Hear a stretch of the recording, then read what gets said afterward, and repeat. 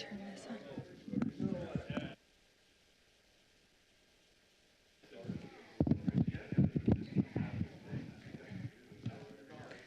Am I good? Hello, welcome everyone. We are going to go ahead and get started. Thank you. We are live streaming. So welcome everyone. We're going to go ahead and get started. And so thank you for coming. I do have to really applaud you. I was so excited when Laura showed up because I thought, yay, we have one person.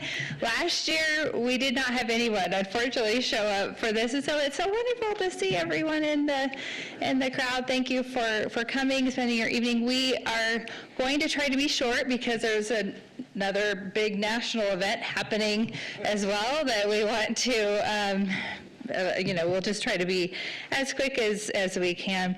So before I introduce Mayor Kling, I do just want to do a small plug for our community survey, which we plan on sending out this summer and having the results ahead of the State of the City, which will begin October, again with the Nampa Chamber of Commerce at their luncheon in October. So thank you that you in advance for taking the survey, because we do really look at them. We really depend on that information from the community. Our staff really enjoys seeing the feedback from the community members as well. So I think I've covered the big things, and so it's my privilege to introduce our mayor, Debbie Kling, who will walk us through a couple of things before our Chief Financial Officer, Doug Racine, walks us through the meat of that. And I do have a QR code coming up on one of these slides. Good, it's this one. So if you were in the audience and you didn't grab one from the back, it's on our website. You can scan this QR code, or you can go to the website, cityof-nampa.us/finance or /budget. Both of them get you to that, and the link for the proposed FY25 budget is on there. So, phew, I think I did it. Okay, thank you, Mayor. Thank you. You know what I love about community? I'm not going to call out names because this is being recorded, but I know the names of every citizen sitting here. Thank you to those of you that are here tonight. Really appreciate it. And thank you to staff. So this is really Doug's show tonight. Doug is the one that's going to be going through the budget, so I'm just here to introduce a couple things. And I will say real quickly that the budget, we are on this June 27th date. And just for those watching and those that are here, so July 11th and 12th are our budget workshops. And that's when the city council actually sits and talks and we make decisions on the budget. Our budget is available, the PDF version is available online right now for anyone to view. Our staff is more than willing to answer questions. And so anyway, so we look forward to answering any questions. And I would encourage people to reach out and ask questions before July 11th. Don't wait till the public hearing, because really the budget's being baked now, and it's when the council talks on July 11th and 12th. So ask your questions before then, and then communicate to your city council members and to Doug if you have any questions or concerns about the budget. August 5th is when the final budget is uploaded, and then August 14th is our, I think public comments are due. If someone has a comment and they're not at the public hearing, the comments are due back by August 14th, and then the 19th is our actual public hearing. So that's coming up. So as a community, listening to the people is extremely important. And we'll talk about the community survey on the next slide. But you know what, stewardship is a very important core value in our city. And so being really good stewards and being conservative. And I have to say, so this year, for the 8th year in a row, we have been named by WalletHub as the best run city. Every year it makes me nervous, because it's like, so when are we going to fall out of that #1 spot? It's a terrible place to be, because it's like, what did you do wrong if you're not there? Well, I think about our wastewater loan. That could knock us out of there. I don't know, we'll see. But the one thing that I loved when I was reading that, because many times as I think about it, it's the heaviest weight is budget per capita. What is the per person budget per capita? And we as a city are so mindful of that, but one of the things that goes with that is the services that are provided with your budget per capita.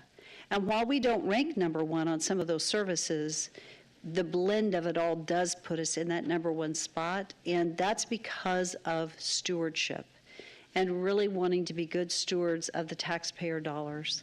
So we do listen to the community voice, which we'll talk about in just a second with the survey. We're working on goals, and our priorities come from that, based on the community survey. So it's all so important. And then Doug will cover more on the budget. But the community feedback that we have done every single year, the survey, and we listen, really public safety and transportation have been at the top of that survey every single year. Out of that, we have set forward some goals, which are maintaining a safe and healthy community, creating economic opportunity, excellence in city government, and improving movement in and through Nampa. So every department has goals. They have their mission, they have goals in place, and as we move to the future, our budget is going to be formed out of that. What are we doing to actually fulfill those goals with the budget and the dollars that we have set aside? So a lot of work goes into this, and anyway, I guess I was going to talk about Doug, but we'll do that next.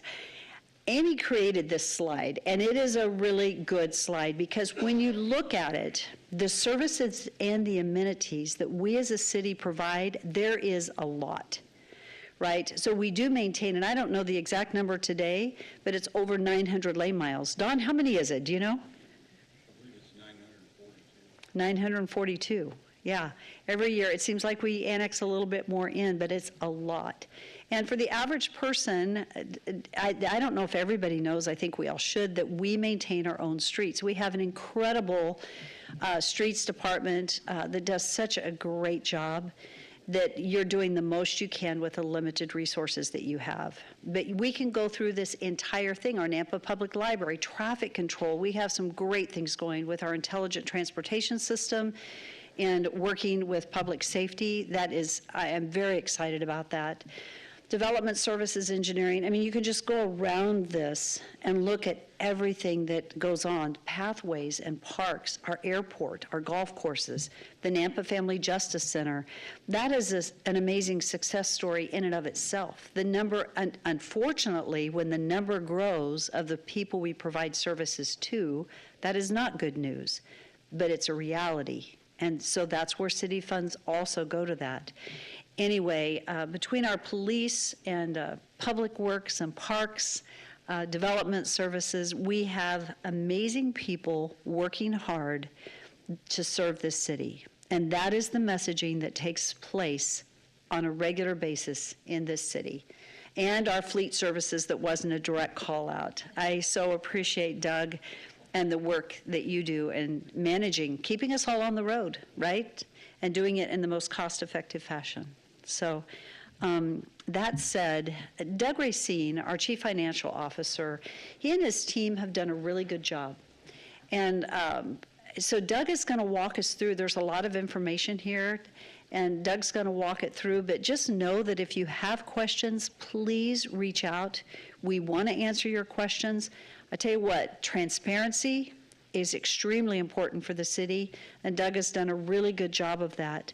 The truth in everything that we do, being responsive, but also being good stewards. And so that's been the basis as we've gotten together and worked hard for the last several months putting this budget together. And I just want to commend Doug for the great work he's done. You and your team, thank you so much. And Doug, you're just going to push these buttons and forward it yourself. Okay, thank you.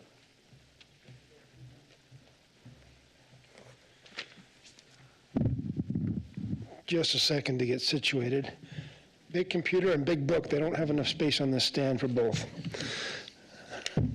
I'm not sure exactly, but it took us about 4 months to come up with 572 pages, so. No, this is good. All right, thank you, Amy. All right. Please, those here or online, if there are any questions, or if I don't discuss something that's of interest to you, please feel free to ask. Let me skip to the, we've come out of, the last 3 or 4 years have been dynamic with going into COVID, hitting the inflation, coming out of COVID. We haven't had a moment to stand still and catch our breath because the lingering effects of COVID and the inflation are still hitting us this year. It's interesting to look back, and it's not interesting, sometimes a little scary to look back and see what's going on. So we're trying to respond in a way to stabilize. We've come out of the peak with the massive inflation of a couple of years, 8 and 9%. We come out of the peak, we're down in that 3.5% inflation area. Still not quite stable. Core inflation is a little higher. When you take out energy and when you take out food and housing, it's a little higher. So we're still struggling with that. And the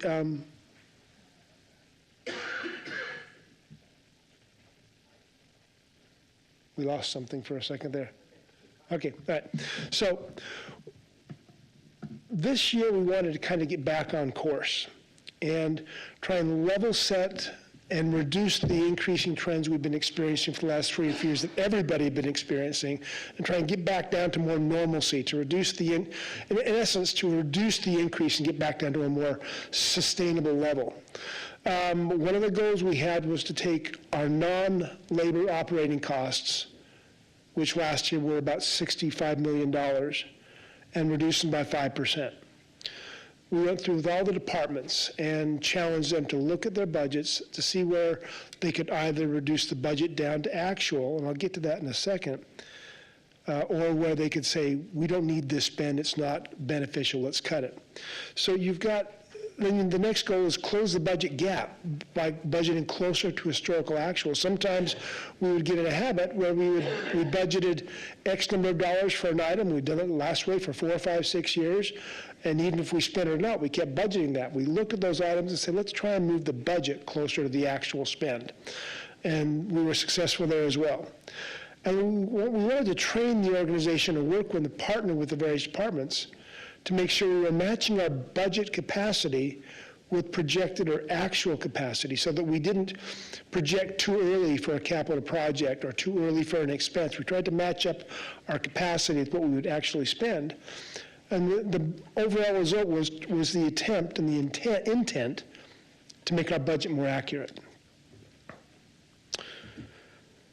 So funding sources, how is the city funded? This is kind of an eye chart because there's so many different ways.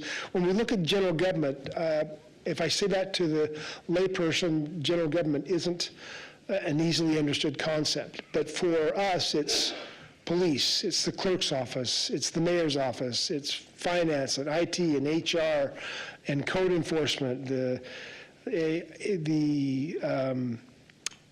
the biggest section is, of course, police. That's general government, and that's funded by property taxes, it's funded by shared revenue, and a little bit by interest income and transfers, where I transfer out costs that finance and IT and HR incur on the behalf of water and wastewater and irrigation. We provide services for them, so we charge them for some of those services and we relieve some of the pressure on us. But the other funds, enterprise funds, development services, building, irrigation, golf, sanitation, water, waste, all of those groups are funded by fees and services and permits. And then internal services. We have internal services that provide services internally to the city, fleet and engineering, unemployment, utility billing, wellness, workers' compensation, all internal functions that we use across the board to, oops, that was too fast. Okay.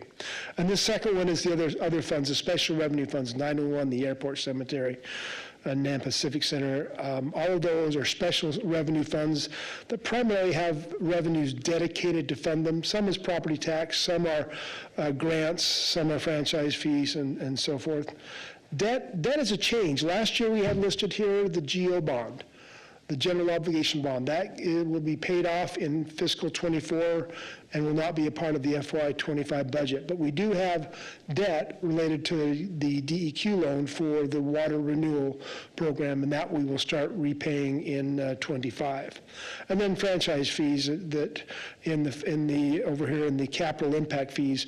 Franchise fees help us fund our capital needs within the city, as well as impact fees from building and growth. So let's look at how this breaks out in a percentage. There are two graphs here. The graph on my left is the total sources of all funds for every aspect of the city. And we can see that the biggest section is the fees and services. That's water, wastewater, irrigation.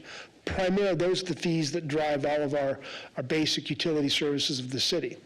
And if you look at the property taxes in the light blue on the top, property taxes amount to only 15% of the total funding for the city. And the intergovernmental, which is highway district revenues, shared sales tax revenues, liquor revenues, that's 10%. And the rest of it is impact fees, loans. But if you look at the graph on my right, this is just what we use to fund general government.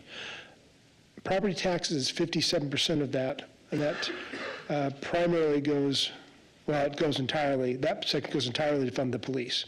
We have intergovernmental, and in this section, it is entirely shared revenue from the state in terms of sales taxes and liquor taxes. And we have small amounts of other fees and services, some miscellaneous interest, not a lot, but a little bit that helps cover some of the gaps. But that's the basic funding breakdown for the city. In looking at the property taxes, this is the total property taxes. Now, the prior graph showed funding coming from general government at 51%. The total property tax budget for the year, I think, is about I can't remember exactly off the top, but $45 million. And that goes to general government, the parks, the library, the streets, airport, and a little bit to cemetery. And by and large, the general government takes the biggest portion. And again, all of that is dedicated at public safety, a very critical function, 80.1%. But GenGov, we're kind of the hub. We organize the city, we operate the city. The mayor is housed in general government. We have the clerks, code compliance, Napa City Council, the economic development facilities, finance. All of these still need to be funded. And so if I've already used all the money from property taxes to fund the police, how am I funding the rest of the city? Primarily, that's coming from some of the costs we transfer out to other departments for the services we provide. That's a small portion, but primarily it's coming from the shared revenues from the state. So as long as those are stable, we're in a good position. If we got to an economic downturn, we'd rapidly have to make some adjustments. But let's look at our levy rate. We've gone from, a high back in 2016 to 0.009, and we finally, in this year, reached the sub 0.003 level to 0.0027. It's a dramatic increase. Now, a lot of that, to understand, the levy rate is the byproduct of the taxing process. It does not drive the taxing process. The levy rate is determined by taking the taxable valuation of the entire city, which is some $13 billion, and dividing that into the city's budget, proposed budget. And that's the levy rate. So it's related to the taxes, but it's the byproduct. It's not what drives it. So as property values go up and our budget creeps up slower, the levy rate comes down. So that's what you're seeing, the valuation shift between property values going up and our budget going up much slower. So that's what allows it to come down. Challenges this year. I mentioned, maybe this might be a little bit of a surprise, but you still go to a grocery store, eggs are still $3, $4, $5 a dozen, depending on the day and the week. Gas can be $3.50 to $4 a gallon. We're still, all these costs that took place during COVID are still resident in our system. And some of them are compiling further as we get into the year because they've taken a while to really flow through the economic system. Let me go through a couple of those. iCrimp, insurance, up 25%. I started here in 2018, and our iCrimp bill was a little over $600,000. Now it's nearly $1 million. Now, what's making that go up this year? Primarily, it's that lag of the inflation impact on housing valuations, because housing and property valuations are up so high. The replacement cost, therefore, the cost to insure becomes much greater, and that has driven certain aspects of the insurance market, the reinsurance market. They've kind of gone to ground because there's no more value in reinsuring, so they pulled their money out, leaving the insurance industry to fend for themselves for a while and driving our costs up substantially. It's a big pill to swallow. And along with that, what's not even listed there is the deductibles have gone up. And so that depends on how many accidents we have and how much cost it is, but they've gone up sharply. Percy costs, our retirement. Because of where we were at a couple years ago and the market was struggling, Percy is a very well-balanced fund for retirement. It's one of the best in the country.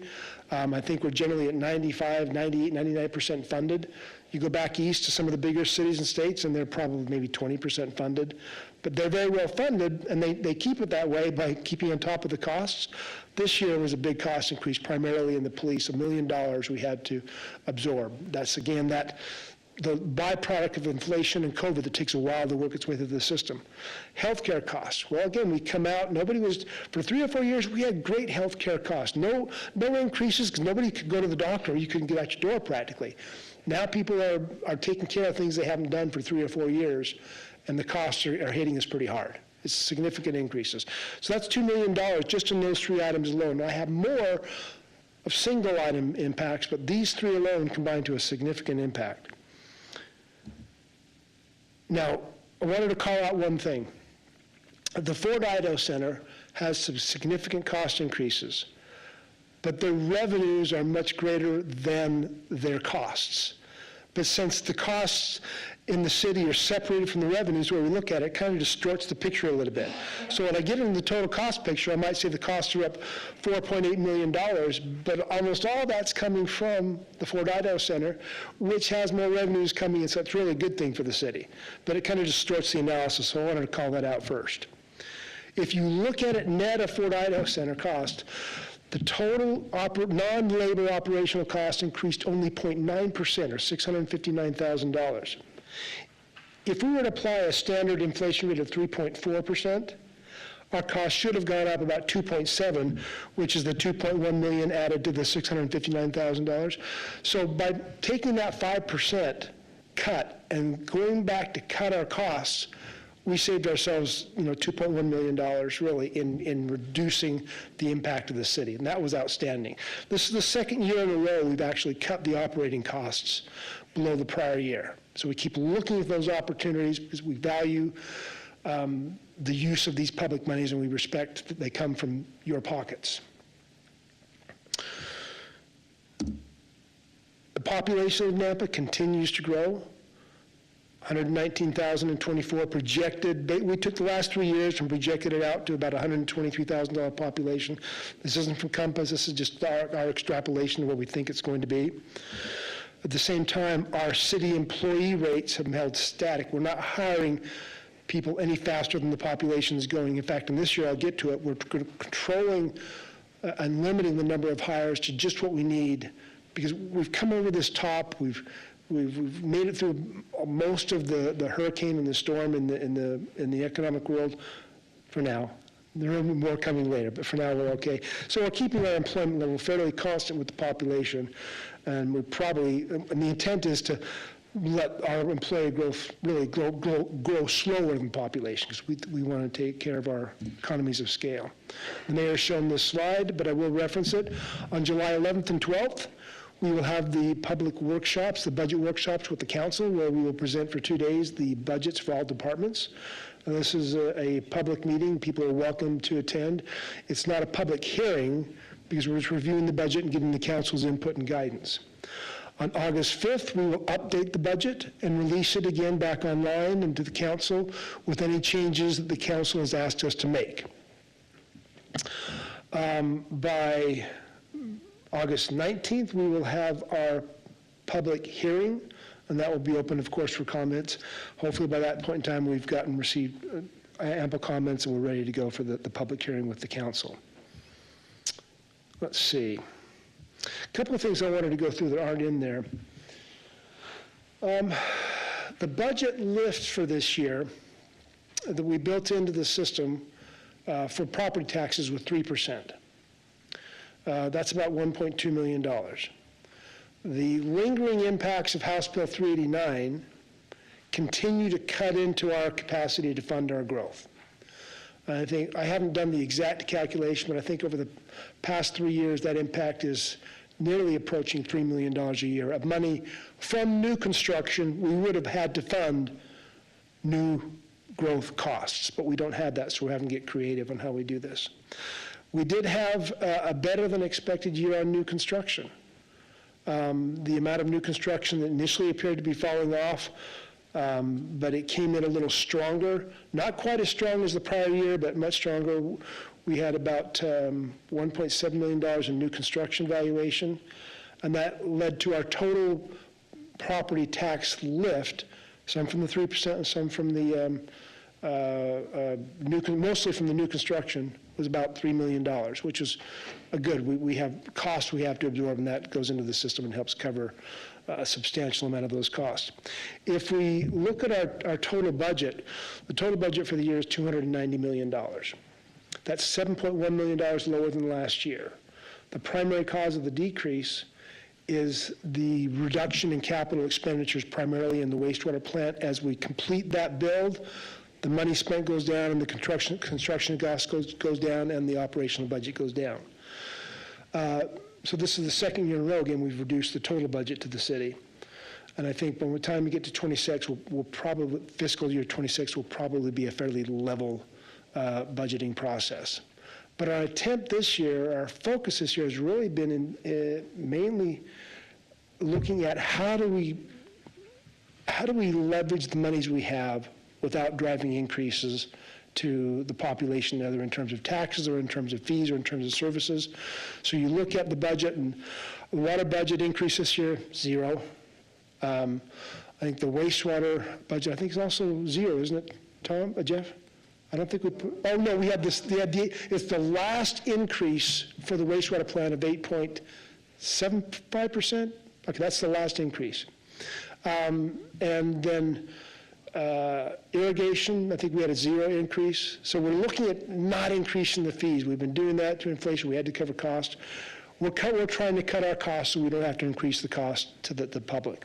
It's a challenging process. And as I indicated, when we have one area where we have $2 million of increases that we literally can't avoid, and other cost increases that take place with inflation, it really takes a substantial effort on the part of the city's team to cut other costs and try and offset with, in one hand, costs that we know we can't avoid in the other. I call it cost avoidance where we can.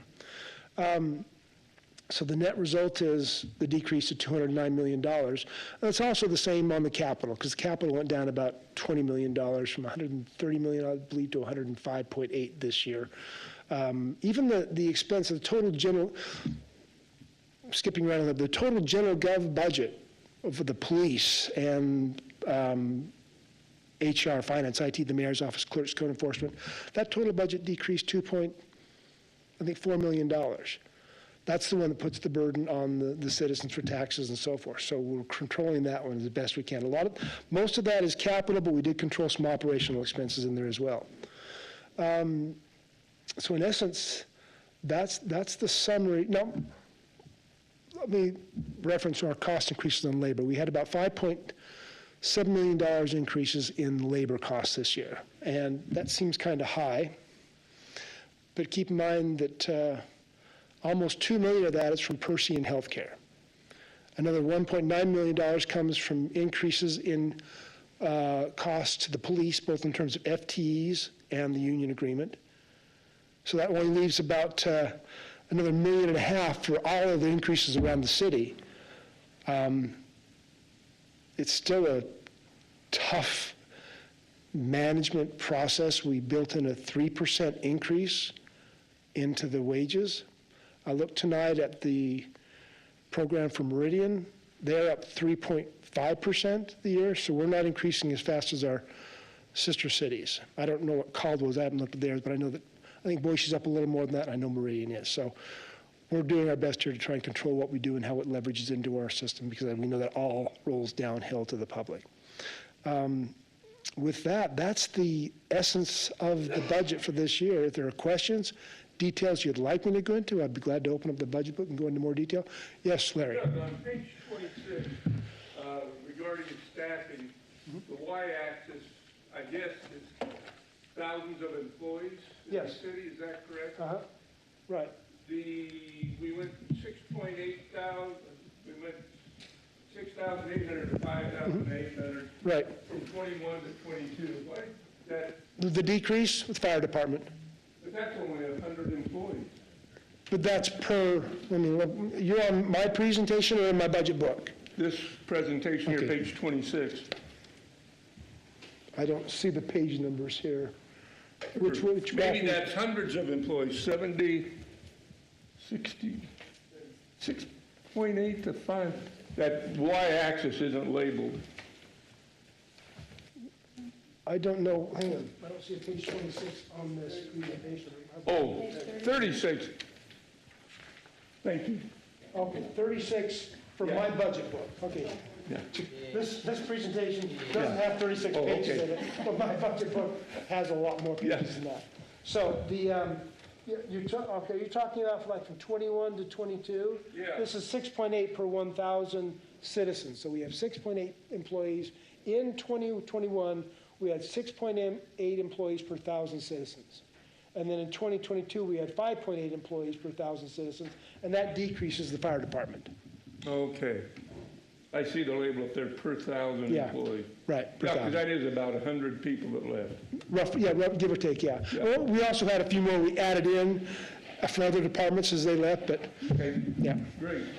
Now, I can share with you that over the course of the last 4 or 5 years, we've been adding 25, maybe 30 FTEs as the city's grown per year.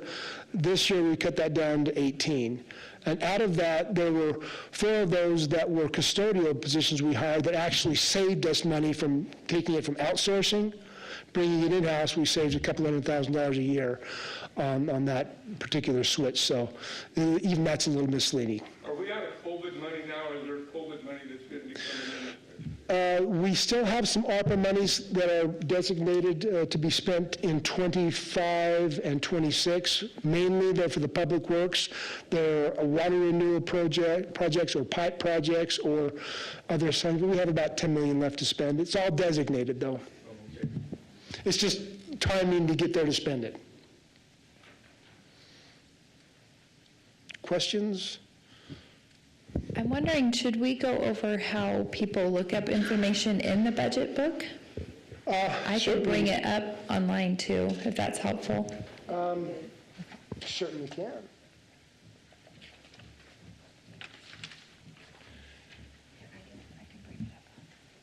You just Yeah.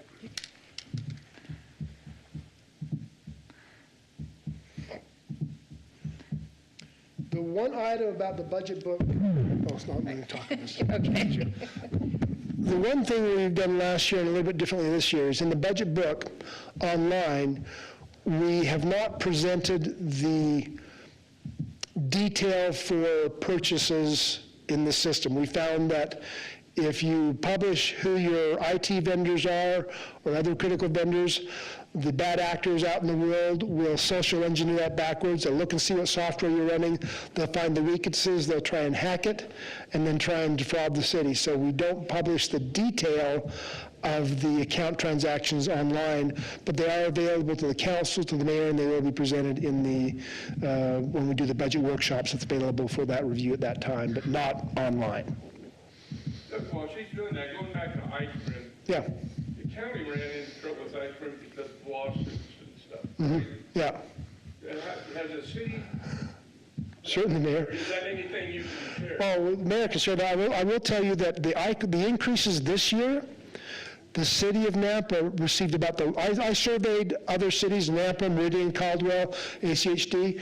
We received the lowest percentage increase of all of our competitors because we generally do a pretty good job, but the mayor can speak more accurately. So the increase from ICRIMP has to do with the reinsurance market. They had a massive increase, and it has to do with, in the last, like in 22, there were 18 $1 billion incidences that had to be covered through the reinsurance market. In 23, there were 25 $1 billion incidents. So a bunch of reinsurance people stepped out of the market. It skyrocketed ICRIMP's rates. We found out just a couple weeks ago that we had an additional increase of an additional 200,000 that we didn't know we had. But it had nothing to do with what we're doing. We have received all of the discounts that we can receive from ICRIMP. We set with them on a regular basis, and they have actually commended us for our excellence. There's another city that police has like $125,000 deductible on their police. We don't. We have done a phenomenal job. A couple of years ago, we were given the first award of excellence to the city of Nampa because of the work we had done. When I came into office, we were upside down with ICRIMP. We are not today. We've tracked very well. We've made up for the deficit that was here, and we've got excellent safety programs. Sometimes you can't fully control life, and the valuations have gone up considerably. But I'm extremely proud of the work being done in the city and the safety and our benchmarks because we're meeting them. So we've done a phenomenal job. I didn't ask it because I thought it was high. I asked it because I know the problems the county got into, and we've avoided that. We absolutely have. We absolutely have, and ICRIMP loves working with the city of Nampa. So thank you. Are there other questions? Because this is a really great opportunity. You've got Doug.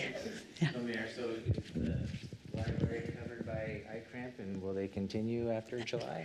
So, yes, they will continue. That said, there was an element of insurance that they wouldn't cover and that we had to pick up, and that had to do with the library legislation.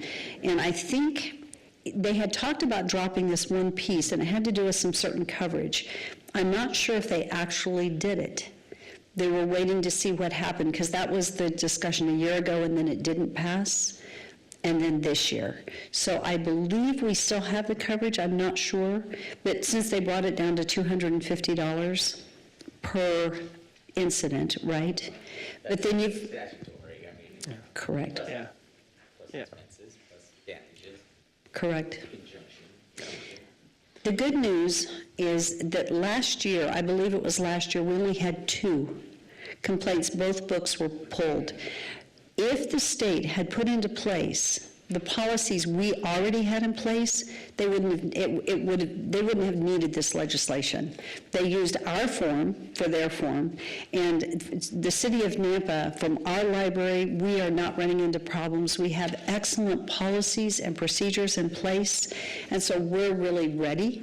But it's quite unfortunate, right, that the legislation had to take place and that they did it. But I would say I am so proud of our Nampa Library.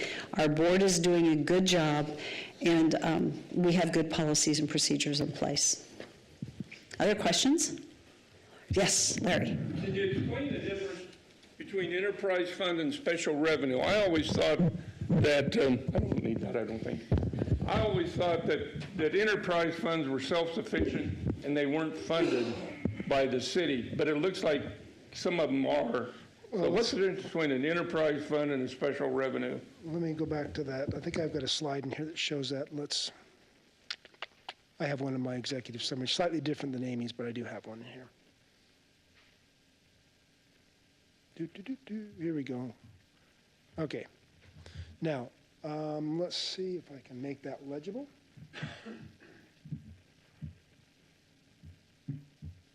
Okay, so the special revenue funds are all, your enterprise funds are the funds that most closely resemble businesses. The Boise Airport is an enterprise fund. That kind of operates on its own, has its own funding. Special revenue funds are actually a subset of the enterprise funds, but they generally have dedicated revenue sources that enterprise funds such as water and wastewater don't. 911 comes from fees that we earn off of cell phone coverage. The airport has grants. We also have a small amount of money from the property taxes, as do the cemetery. By small, I mean $200,000, so very, very small amounts. The Napa Civic Center and Fort, they have their own revenue streams, but you get into this world, because special revenue funds are technically enterprise funds, there's a classification of enterprise funds. It's called special revenue. These fall into that group. So in some cases, you could actually move the definition a little bit if you wanted to. You say enterprise funds are like business. Businesses are self-sustaining, their income covers their expenses, but some of those enterprise funds get funding other than just self-generated, right? Some do, yes, but notice, we look at the enterprise funds, water renewal, irrigation. What you don't see in there is streets, because streets doesn't charge for their services. There's still a public benefit, but they don't charge their services. All that money comes from the highway district revenues and sales taxes and some other small assessments. But yeah, enterprise funds literally are going to operate as close as possible as a business, and most of the cases, the water and the irrigation, they all generate more funds than they spend, with the understanding that we spend the fund balance on those departments to keep the systems running. So we have a degree of fund balance we've accumulated to pay for new water pipes, new water lines, well, not necessarily new impact fees pays for a lot of the new, but we have to repair and replace the old ones. So they generate a degree of fund balance through their fee generations. But by and large, the city, and even the enterprise, we especially in general government, I can't charge more for a service than it costs me to provide that service. That's prevents us, we're legally prevented from doing that.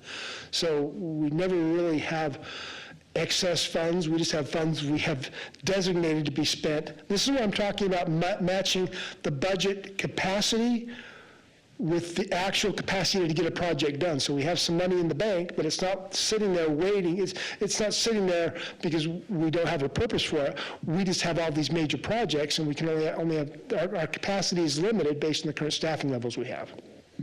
Yes? Does ICRAMP share their claims history with you? Yes. As an increase, to show you what the increase was cost? We do go over that with them. Like I said, the problem, the increase this year wasn't caused by claims. It wasn't caused by claims. It was only caused by... Reinsurance. Reinsurance. The I can show you. cost of insurance is what drove ours up, not the There insurance. had to be a claims problem to cause that large of an increase. No, Yes, no. okay, so yes. The $25 billion incidences, I can show you their slide deck. We've got a slide deck, and they're all over the United States. The reinsurance market is an international market. So it isn't, the reinsurance didn't come from our claims history. So the increase that ICRAMP cities got, schools, cities, and counties, was between 20 and 30%. We had a 25% increase in our claim, which is right middle of the road. But the reinsurance market was based on international claims and people stepping out of the reinsurance market, but our claims did not go up. Excuse me, our rate did not go up because of our claims. So when you're talking about the billion-dollar losses, they weren't in Idaho. No. So the question of every city, because we just had a presentation at Association of Idaho Cities, and the question is, why is it that we're having to pick it up in Idaho? And it's because there isn't anyone that is reinsuring that's just Idaho. And we're going to see what happens nationally, but I can send you the slide deck if they don't mind, that shows where all these claims come from. They're not from Idaho. But the reinsurance market, when they stepped out of the market because of the claims that are so high, the prices, there wasn't any competition in the market, the rates skyrocketed, and a number of reinsurance companies stepped out of the market. Yeah. What's Meter Parks? What's that? Meter Parks? where are you seeing meter parks? The increase of costs, it says on page 18, On the presentation or my book? the executive summary. It's like just below the introductions.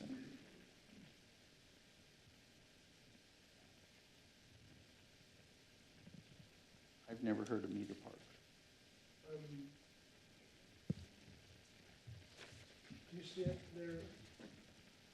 It's under, Look at the right page. Page 18. My eyes are bad, but they aren't that pretty.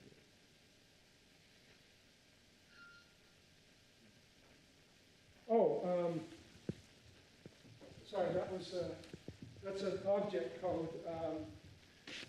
The last word might be wrong, I'm not sure. It's costs of fixing meters for water reading. We have Clara meters we've imported. Oh, okay. These are meter costs to replace and repair meters. We do have a cost. So why do they call them parks, I guess? I'll have to look and see if I put a K in the wrong place. It could- Okay. I think it was supposed to be meter parts. Oh. And probably a K got in there. Okay, that makes sense. Thank you. Yeah. We tried to catch them all, but spell check won't catch parks. Thank you. I understand now. So let Okay. me ask you, if I can, on your average, the 5.8 employees per thousand, how does that compare with comparable cities? You know, I do not know off the top of my head. I know in some of the department analyses I've done specifically, we are generally less than other departments in our total staffing. I know finance is probably a little less than Meridian. HR, Meridian has fewer full-time FTEs than we do, because they don't have streets department, they don't have an airport and so forth. But we barely have, I think this year in the budget, we proposed one increase in FTE to get us up to the same level that Meridian has, but they have a lot fewer people to service with the same number of staff. So every department I've checked, we're at or below our nearest neighbors. But I can look at that and certainly let you know. You know, It's a good question. Figure there's a sweet spot there where Yeah. maybe they're not too many. Well, I'll tell you what drives us is what can we afford? And we can generally afford less than our neighbors because we have a history of being conservative, so we don't have this big, we've got $4.3 million of foregone we've never taken. If we had that would be, I'm not saying we should, but if we had, that would be $4.3 million per year, and we'd be able to do a lot more with that. Now, what that results in is us kind of being creative. I think you look at the streets department in Dunbar, gets really creative on costs. I mean, the brining process they do to keep the roads not slippery in the winter saves us a ton of money. We tend to excel at that in the city. And so we do, it's hard, but we do a little more with a little less. And logically over time, it gets a struggle, but we do very good people that look for ways to be creative and cost control. I do want to follow up and be really clear. Kenny, that's a really good question. It is a little hard on the per capita in comparison because of Public Works, right, and what they do versus don't do. I want to make it really clear. If we had more budget, that does not mean we would add more people. So because stewardship isn't that you don't spend anything. This is my definition. You spend money at the right time for the right reason. Right? And so you make sure that if you need to invest in something, you're doing it at the right time, you're spending the right amount for the right reason, being a good steward.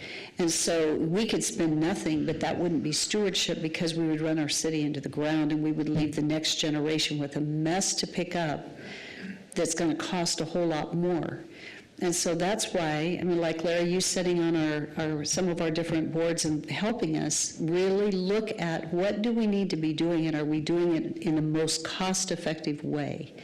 So, and we try to look at that from a resource perspective with our employees. Do we need that employee?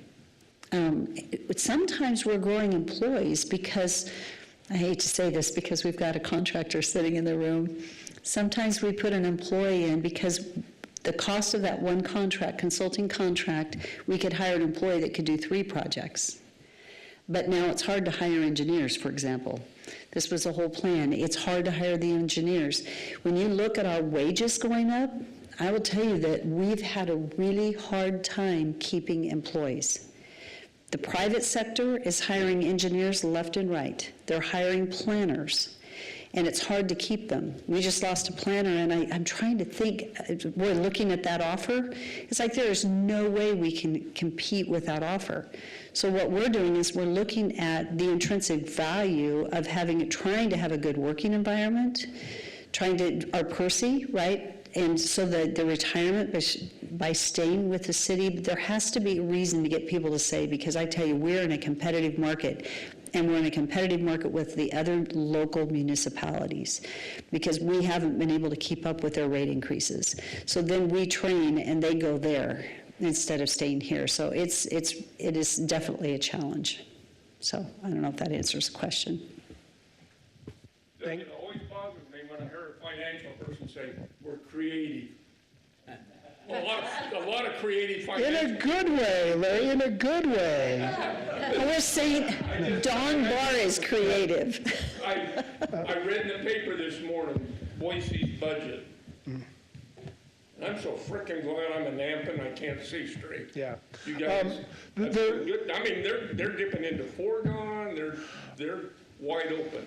And I appreciate the conservative approach that they have. I sometimes frustrate some of the people in departments, and occasionally the mayor, because I try to be so blunt and transparent that the first blush you look at it and you go, what's going on here? Because you can say whatever you want with numbers, and you can be very persuasive one way or the other. My goal is to be as transparent and as clear, because I never, ever want to have to go back a year later and try and explain what I was trying to do with that budget. I want that to be clear and self-understood, so that there's never a question of what we're doing with our money, with the public monies, never. I'm exceedingly risk averse, put it that way. Okay.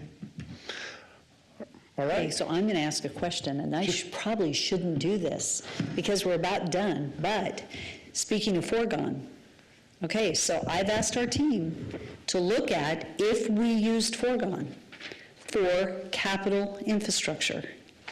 So you'll see that discussion coming forward. Initially, it was because our bond failed, and should we use foregone to get one of those projects done?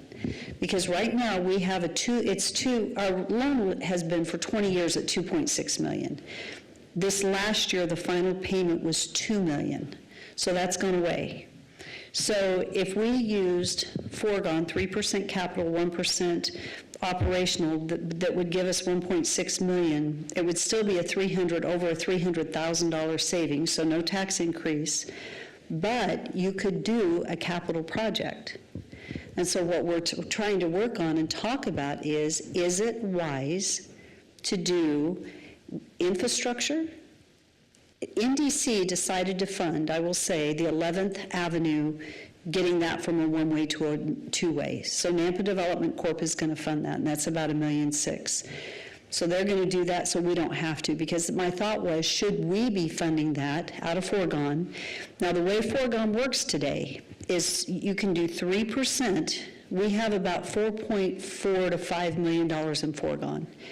You can take 3% of that foregone for a project, and it's one-time money, right? It's there and then it's done. It doesn't go into your budget. 1% of foregone stays in your budget on the operational side. That rolls forward into taxes if you do the 1%. If we did 3 for capital plus 1 operational, that would give us the 1.6, it would help us fund some of our wastewater line infrastructure. So you would do it 1 year, and then $1.2 million would go off the books.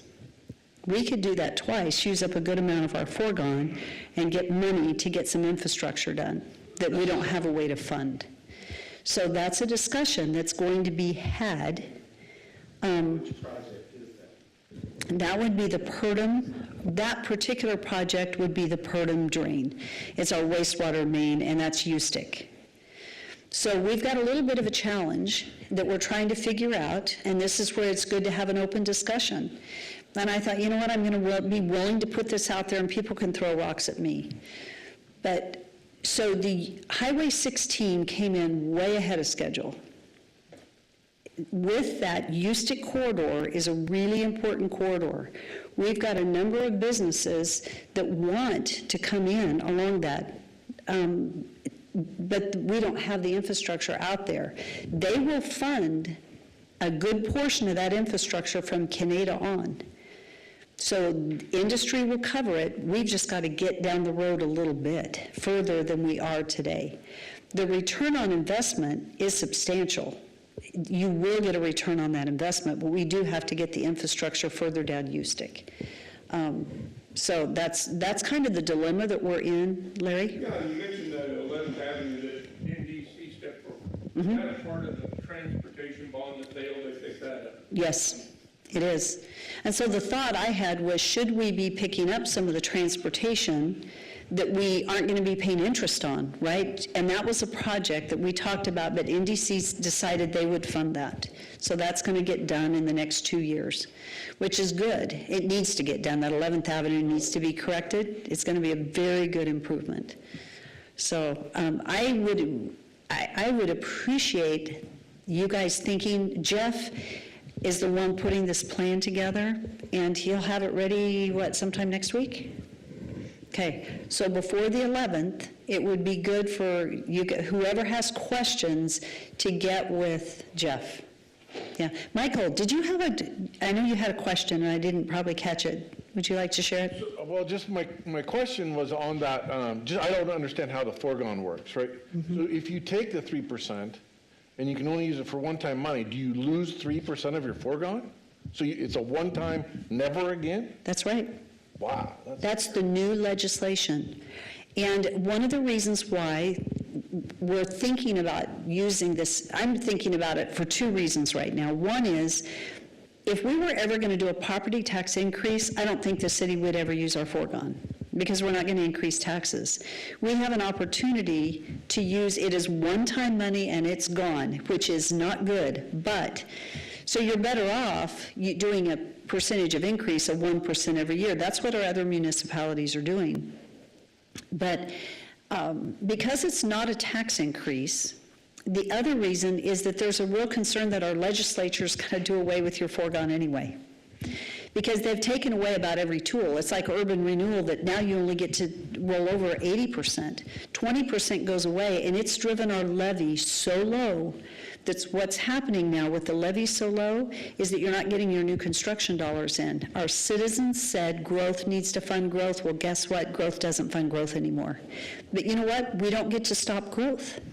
So it is a dilemma. It is extremely challenging to try to figure out how to fund, and to fund well, and to make wise decisions. So we're ever mindful of that and trying to think through it. And so the thought is, if there's a likelihood the legislature is going to get rid of the foregone anyway, should we be getting a couple projects done and at least get us closer to where right now, the legislature did a new, they changed a couple of the annexation laws, and it's a little bit concerning how, if somebody really wanted to just go into our neighboring city because they have the infrastructure and they need to develop, they could just ask to be annexed in and it's done. That is a forever decision. Big deal. Yes, Larry? I just want to make sure I'm thinking correctly. That happens so seldom. But these foregone, it's not a fund that's set over there and the money's there and we just take out of it. No. It's actually the citizen. It's not a property tax, but it is money that the citizens have to come up with. It is a property tax. It is a property tax. And so I can remember years ago when Bruce Skog was on the council, and they were talking foregone, and I don't even know the term you use. If you put it into foregone, you say you're never going to use it again. Disclaimer. Disclaimer. And somebody said, well, what if we need it? And he said, well, what if citizens need it? That's where it comes from. And my concern, I'll wait and hear you out and make my decision. But we've got citizens that are hurting. And the fees are driving them nuts. I hated that the transportation bond failed, but I predicted it. And all of these bonds are failing. But we've gotten to the point where there's so many people that are hurting, and you can say, we're going to take foregone, but it's not money. That money wasn't set aside when they said we aren't going to take it. It's just the borrowing ability is there, and the citizens still pay for it. That is And I'm correct. paying, my feeling is I'm paying enough. The question is, when people look at their property taxes, a lot of times they don't separate out. How much are they paying at the school? How much are they paying at the county? The other small districts are minuscule, right? But you're paying a lot more in your schools and you're paying a lot more in the county. They equate that to the city. But for the city, we have to provide certain services. We try to be very cost-effective, but the growth piece and having the infrastructure in where you know it's going to grow, and we're going to deal with the annexation pressure of, do you annex into Meridian? Do you annex in Star? We'll have to deal with that, but do you annex in to your neighboring city because they have the infrastructure right across the street? And that happens, I mean, all around us, and I could talk longer on the way our boundaries are, but yes, Kenny, and then, I did not predict that would fail. It made so much sense, that transportation bond, and so relevant. And I know nobody, especially foregone, but those infrastructure projects are just going to get more expensive the more you kick them down the road. And they're just going to cost more. that's exactly right. And Eventually, that's you're what, going to do it, and the longer you wait, the more it costs. And, which is today what we're dealing with. and again, a dollar today is worth more than a dollar tomorrow, and that foregone, though, would have been collected, could have been collected. And, so it, that's something that nobody really likes to use as far as that goes. But these infrastructure projects they're just going to get harder. But the other side of the coin is, I completely understand Larry's comments on that. But the mayor said, and she's exactly correct, this does provide a much greater return than the cost. So it will help feed the city as that growth happens there. And that's the payoff, because we're going to have that growth eventually. The cost is going to come. Do you want to control it or be controlled by it?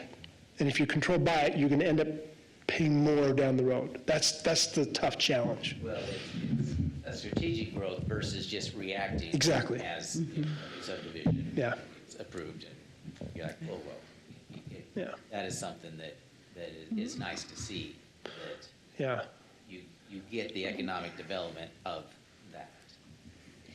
And then 56% of the people supported the transportation bond. Yeah. So when you had over half of your population, the difference was needing that 2/3 majority, which, as you all know, is hard. But Marjorie? So I probably don't need a microphone either, but. Oh, okay, people online. Hi. So kudos to Amy for all the work you did on the transportation bond, getting that out there. And it's a shame that did not go through. And then I hear Michael over here say, I don't know what foregone is. I don't understand how that works.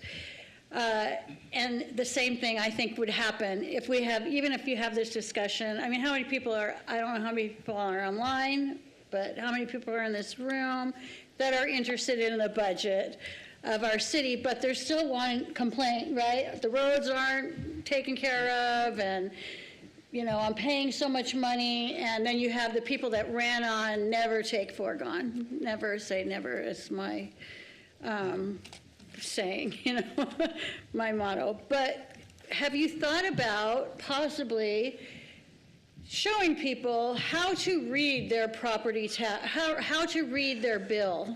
Because the billing's different in Meridian, it's different in Boise, it's different in Cuna because of the way our city is run. People don't know how to read their bill. And you've been doing great little videos and explaining things. I mean, I see them pushed out onto social media, and I know I've heard comments that people are watching them. and learning about it, but I don't think people know how to read that property tax bill, and they're blaming it on the city of Nampa. Everything is the city of Nampa is taxing me to death, right? As to where the other cities are getting billed in other areas, just not on that property tax bill, right? So maybe if you could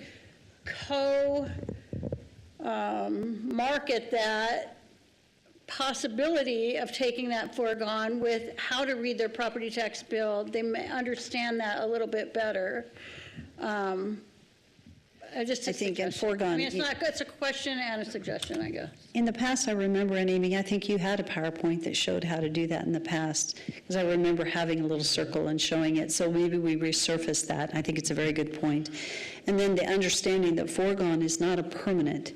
So right now, we have $2 million that we have been paying in this last bill. Before that, it was 2.6. So it's come down 600,000. This year, it's 2. If we took 1.7, then you're not back up at that 2. You're still, You would say both things. right. Yeah. One's, I mean, As far it's as, gonna go down, one's gonna go up, you're really paying the same, or even less. a little bit less, Well, but here's You the. still have your 3% increase. but- Here's the understanding is, you're going to go down, as far as foregone goes, if we use foregone, it's not going to increase your taxes. It delays when the citizens get that decrease. Because if we take foregone this year and we don't next year, then the full decrease falls to you next year. Even if we take foregone this year and next year, in 2 years, the full decrease will fall to the citizens. It doesn't stay on our books because the capital is one and done. You use it and you got it. It doesn't go into our base, which, allows that to fall back to the citizens. Maybe a year or two later, but that year or two use of money allows us to get infrastructure projects done that help build a return coming back to the city, and then the decrease shows up. Yes, Doug? Just my 2 cents on foregone, I have a unique ability to see both sides of the fence, right? So I see the managerial side from the city operations of where the needs are, but I'm also a taxpayer in Nampa. When I hear you guys talk about foregone, as a citizen, I'm going, that's $10 or $12 a year on my property taxes to set in place infrastructure that'll have massive payouts in the future. Next year, the county's going to reassess my property at $200,000 higher than it was this year, and all that's out the window.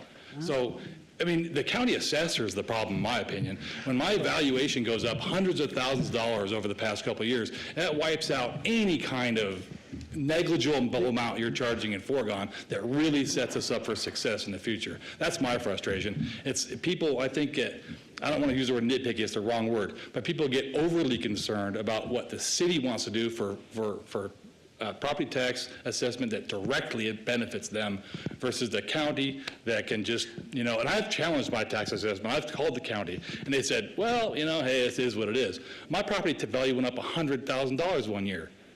That was way more effect on me than what you're talking about in foregone. What most people don't know is that because of the state legislature years ago, we have a circumstance the last 5-6 years where commercial real estate taxes are going down and that valuation is shifting into the residential.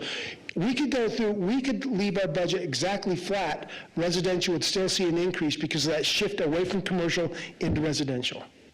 Well, that happened in 2000, I can't remember if it was 16 or 17, 16, when the legislature took the index off the homeowner's exemption. And when that happened, it totally threw things out of whack, and they weren't willing to address it at all until this last legislative session, and they took it up 25,000, but that index needed to be on there, and then you're correct. It would have offset the increase in assessed values. It's a mess, and it's turned us upside down. Glenn? In Canyon County, residential pays 71% of the tax burden. Commercial industrial pays 28%, and ag pays 1%. So. Did we get that on? Well, I can give Thank you you for a that. specific example of a retail business down on, off of 12th, way down the road. I won't say which one, but in 2016, this large boxed retailer paid over $330,000 in property taxes. I think last year they were down to $160,000. And it's the resident that's picking that up. Yeah. So there's a lot of work to be done, but thank you guys for your insights and for being here today. And if you have any further questions, let us know. And I think there's a presidential debate starting in 20 minutes for those that want to attend. Thank you, guys. Thank you, Mayor. Thanks for the clarification on those. Oh, no, I just thought Very, that very, very important.